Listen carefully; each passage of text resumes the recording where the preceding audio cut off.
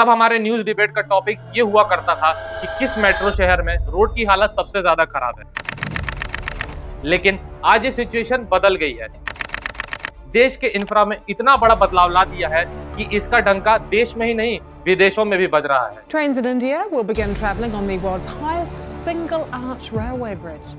आपका ये चौकीदार पूरी तरह से चौकन्ना है। सिर्फ एक इंसान नहीं, पूरी व्यवस्था बदलने के लिए एक सपना चाहिए।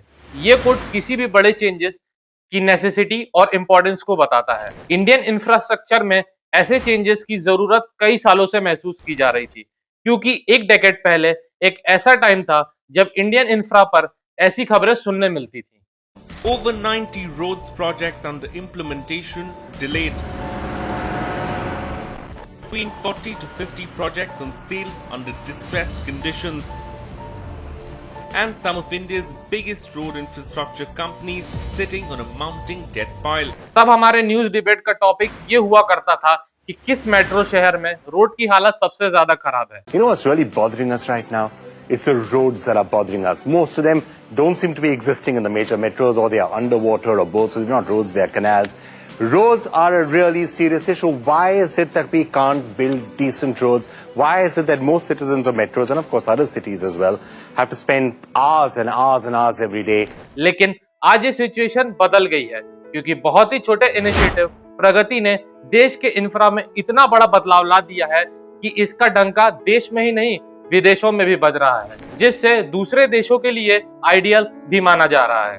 और वो भी कोई देश का पॉलिटिशियन नहीं, बल्कि ऑक्सफोर्ड यूनिवर्सिटी ऐसा कह रही है ये इनिशिएटिव दूसरे डेवलपिंग नेशन के लिए मॉडल है। तो इस इनिशिएटिव का one of the most significant lesson है critical role of assessing leadership. An Oxford University study has credited the leadership of Prime Minister Narendra Modi and his signature Pragati platform for acceleration of 340 key infrastructure projects in India worth over $200 billion, including projects that were due for 3 to 20 years. प्रधानमंत्री नरेंद्र मोदी की पहल प्रगति की तारीफ। इतनी तारीफ सुनने के बाद अब आप ये सोच रहे होंगे प्रगति है क्या? तो मैं आपको बता दूं, प्रगति का फुल फॉर्म है proactive governance and timely implementation. It was launch in 2015 by respected PM Modi. इस प्लेटफॉर्म का एम है आम आदमी की शिकायतों का समाधान करना और भारत सरकार के इंपॉर्टेंट प्रोग्राम और प्रोजेक्ट्स के साथ साथ स्टेट गवर्नमेंट्स के प्रोजेक्ट्स को मॉनिटर और रिव्यू करना। ये प्लेटफॉर्म इंफ्रास्ट्रक्चर को ओवरसाइट करने के लिए वीडियो कॉन्फ्रेंसिंग, ड्रोन फिट और डाटा मैनेजमेंट को लीडरशिप के साथ साथ कंबाइन करता है। यानी इसके थ्रू खुद पीएम मोदी मेजर इंफ्रास्ट्रक्चर की निगरानी करते हैं। प्रगति की यही बात उसे अलग और सिग्निफिकेंट बनाती है, लीडरशिप के एक्ट का सबसे बेस्ट एग्जांपल बताती है।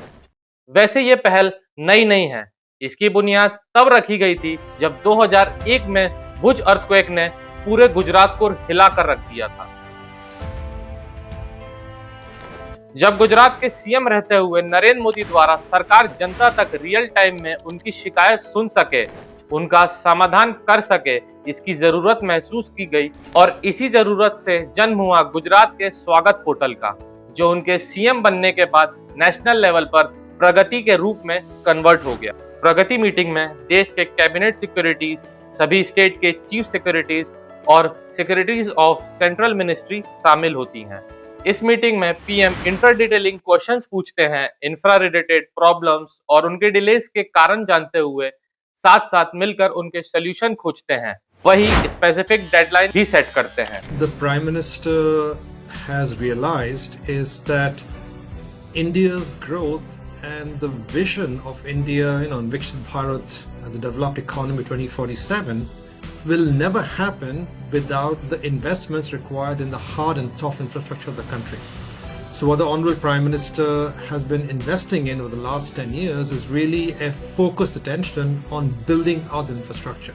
जो ब्यूरोक्रेसी में सेंस ऑफ एडजस्टिंग और अकाउंटेबिलिटी बढ़ाता है, या कहें रेड टेपिज्म को खत्म करते हुए उन्हें जनता के प्रति जिम्मेदार बनाता है, क्योंकि ऑफिसर्स के कामों की ट्रैकिंग उन्हें ये याद दिलाती रहती है कि टॉप लीडरशिप अच्छा काम नहीं करने पर उन पर हार्श डिसीजन ले सकते हैं। ऐसे में वो न केवल अच्छा काम करते हैं बल्कि उसका टाइमली इम्प्लीमेंटेशन भी इंश्योर करते हैं। वहीं इससे ग्राउंड लेवल और टॉप लीडरशिप के बीच की दूरियां भी घटती हैं।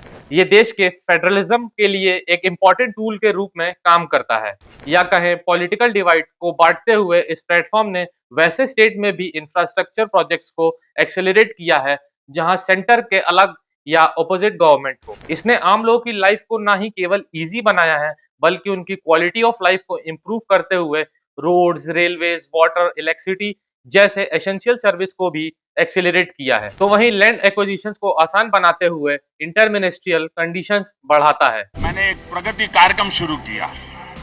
उस प्रगति कार्यक्रम में मैं वीडियो कॉन्फ्रेंस से देश के सभी राज्यों के मुख्य सचिव, भारत सरकार के सभी सचिव, उनके साथ बैठता हूं और पुराने जमाने के अटके पड़े, लटके पड़े, भटके हुए प्रोजेक्ट उठाता हूं। 30-30, 40-40 साल पुराने प्रोजेक्ट संसद में घोषित हुआ हो, बजट में धन आवंटन हुआ हो, नेताजी ने जाकर के शिलान्यास किया हो, तस्वीरें अखबार में छप चुकी हो, लेकिन प्रोजेक्ट कागज में लटकता हो। इस रिगार्डिंग आरबीआई और national institute of public finance and policy ने एक रिपोर्ट पब्लिश की थी। इस रिपोर्ट के अकॉर्डिंग इंफ्रास्ट्रक्चर पर खर्च किए गए प्रत्येक रुपए के लिए प्रगति ने 2.5 से 3.5 रुपए का जीडीपी चेन रेट किया है। तो प्रगति के थ्रू इंफ्रा के टाइमली इंप्लीमेंटेशन से ग्लोबल अनसर्टेनिटी के बीच इंडिया के इकोनॉमिक स्टेबिलिटी बढ़ी है, जिससे ग्रोथ को बढ़ावा दिया है और इन्वेस्टर्स का भरोसा बढ़ाया है। जैसे कि ऑक्सफोर्ड रिपोर्ट के अनुसार प्रगति के थ्रू एनवायरमेंटल क्लियरेंस का अप्रूवल टाइम 600 दिन से घटकर मात्र 70 से 75 दिन हो गया। वहीं इसने promotion of green technology and sustainable practices in infrastructure development को भी बढ़ाया।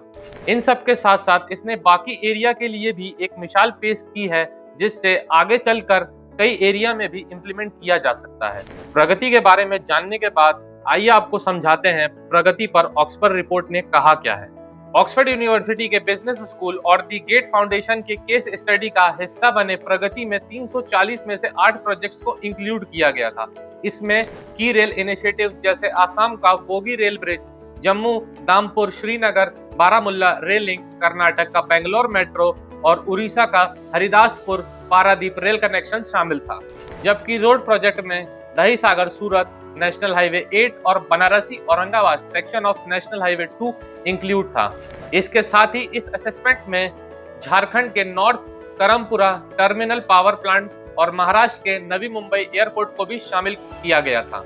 रिपोर्ट्स के अकॉर्डिंग प्रगति ने महाराष्ट्र में ही नेशनल हाईवे 8 के सेगमेंट्स, जम्मू कश्मीर में चेनाब ब्रिज जो दुनिया का सबसे बड़ा रेल पुल और आसाम में बोगी वे ब्रिज जैसे लंबे समय से लंबी परियोजनाओं को पूरा करने में मदद की है, जो प्रगति की मॉनिटरिंग में शामिल होने के 3 साल के भीतर पूरा होने से पहले 1 दशक से अधिक समय तक लटका हुआ था।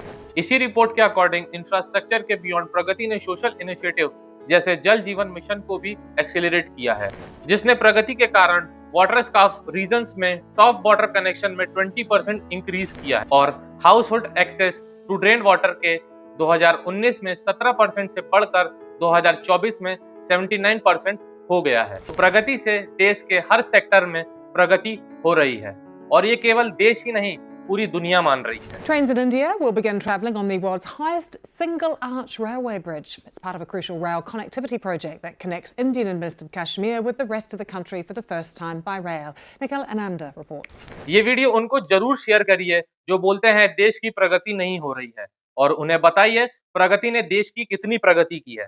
धन्यवाद।